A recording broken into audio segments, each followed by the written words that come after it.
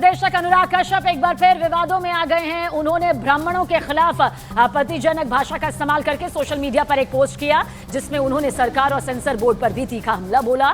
बताया गया कि फिल्म हुले पर सेंसर बोर्ड ने कुछ शब्दों को लेकर कैंची चलाई। अनुराग कश्यप, तुम्हारी तो आमदनी भी कम है और जानकारी भी, इसलिए दोनों पर कंट्रोल करो। तुम्हारे शरीर में इतना पानी नहीं है कि ब्राह्मणों की इंच भर लेगेसी को दूषित कर पाओ।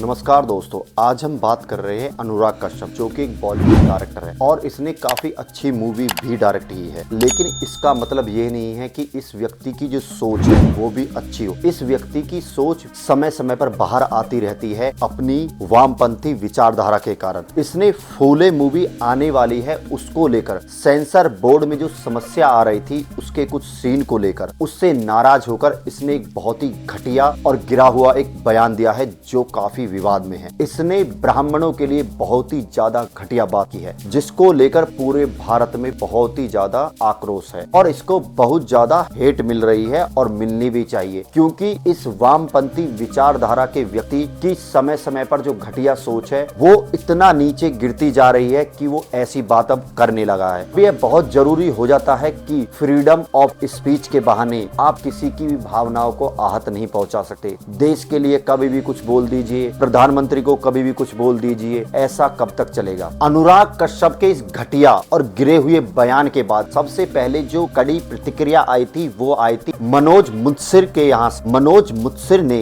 बहुत ही अच्छे ढंग से इसको जवाब दिया है और ब्राह्मणों का जो योगदान रहा है इस दुनिया में उसको एक एक करके गिनवाया है और जवाब मांगा है। जो घटिया बात तुमने बोली थी इनमें से किस पर उसे करना चाहोगे, मैं फोटो भेज दूंगा, तो आप ये वीडियो देख। आमदनी कम हो तो खर्चों पर और जानकारी कम हो तो शब्दों पर कंट्रोल रखना जरूरी है। अनुराग कश्यप, तुम्हारी तो आमदनी भी कम है और जानकारी भी, इसलिए दोनों पर कंट्रोल करो। तुम्हारे शरीर में इतना पानी नहीं है कि ब्राह्मणों की इंच भर लेगेसी को दूषित कर पाओ।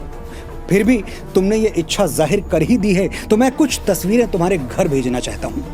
तुम तय करो कि किस किस ब्राह्मण पर तुम्हें अपने शरीर का गंदा पानी फेंकना है। आचार्य चाणक्य, चंद्रशेखर तिवारी आजाद, पेशवा बाजीराव बलाल, भगवान परशुराम, रामकृष्ण परमहंस, आदि गुरु शंकराचार्य, मंगल पांडे, अटल बिहारी वाजपेयी, तात्या टोपे, राजगुरु रामधारी सिंह दिनकर, परमवीर कैप्टन मनोज पांडे, बाल गंगाधर तिलक, पंडित दीनदयाल उपाध्याय, पंडित श्री राम शर्मा आचार्य, पंडित भीमसेन जोशी, संगीत सम्राट तानसेन, लता मंगेशकर, रानी लक्ष्मीबाई, महाकवि कालिदास, गोस्वामी तुलसीदास। तुम्हारे जैसे हजारों नफरती शुरू होकर खत्म हो जाएंगे, ब्राह्मणों की गौरवशाली परंपरा खत्म नहीं होगी। मैं एक ब्राह्मण तुम्हें खुला चैलेंज देता हूं, इस वीडियो के नीचे कमेंट करके मेरे गिनवाए हुए 21 नामों में से कोई एक नाम चुन के बता दो। तस्वीर भेजना मेरी जिम्मेदारी।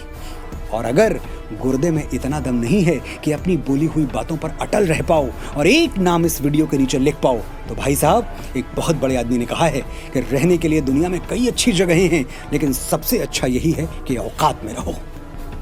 ब्राह्मण भारतवर्ष का मस्तक है और इस मस्तक पर चमकते हुए भगवा तिलक पर सिर्फ ब्राह्मणों को नहीं, चारों वर्णों को अभिमान है।